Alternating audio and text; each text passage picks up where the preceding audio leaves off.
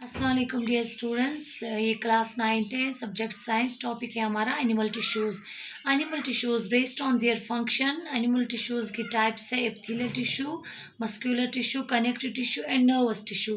पहले हम epithelial tissue discuss करते हैं। Epithelial tissue is the simplest tissue which forms a protective cover. Epithelial tissue सबसे simple tissue है दैट फॉर्म्स ये प्रोटेक्टिव कवरिंग बनाता है around different organs and cavities. It consists of one or more layer of tightly packed जो animal tissue है इसमें एक या एक से ज़्यादा टाइटली पैक्ड सेल्स होती है, इनमें जिनमें इंटरसेल्यूलर स्पेस नहीं होती, यानी between the cells there is no intercellular space. It covers external surface of the body.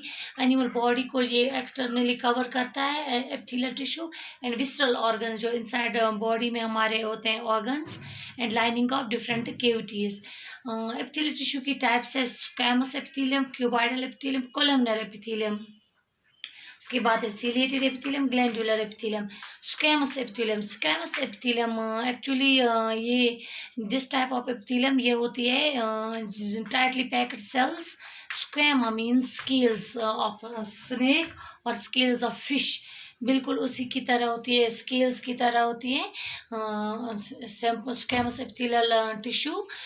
उसके बाद है क्यूबॉइडल एपिथेलियल टिश्यू।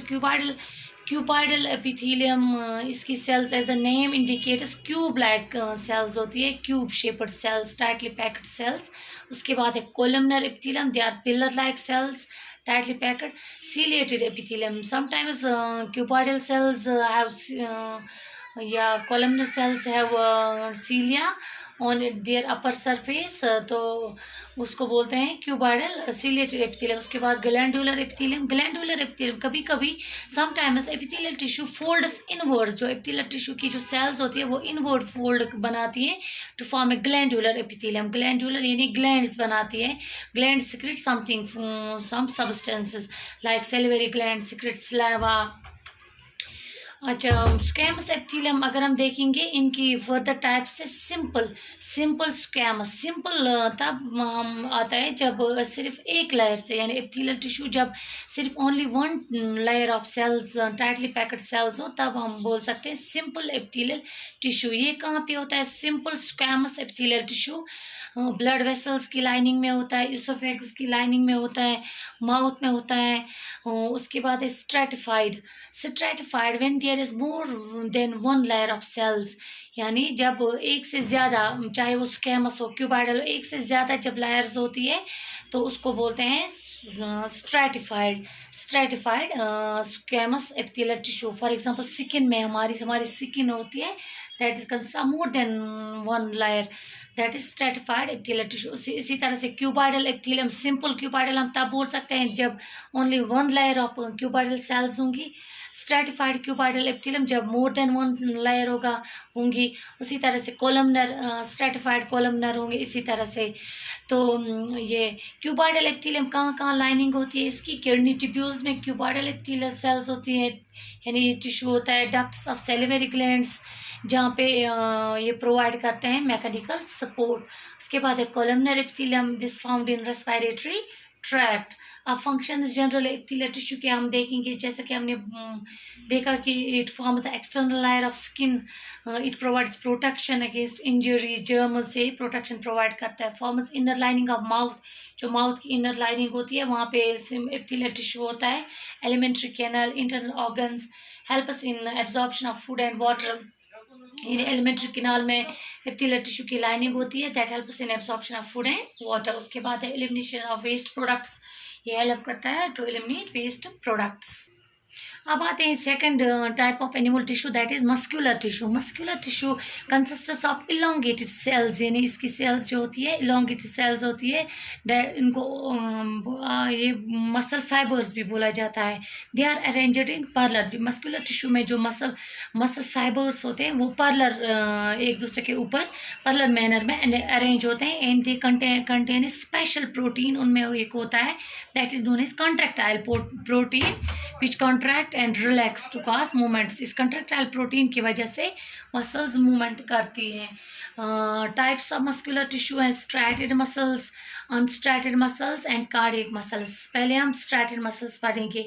स्ट्रैटेड मसल्स, इनको स्केलेटल मसल्स भी बोला जाता है और वॉलेंट्री मसल्स। स्केलेटल क्यों? स्केलेटल इसलिए क्योंकि they are attached to bones. ये मसल्स है ये डायरेक्टली हमारी बोन्स के साथ अटैच होती है by tendon. This help in movement of external body parts. जो हमारे बॉडी पार्ट्स, टांगे, लिम्स, आर्म्स से जो हमारे मूवमेंट करते हैं ये due to skeletal muscles movement करते हैं।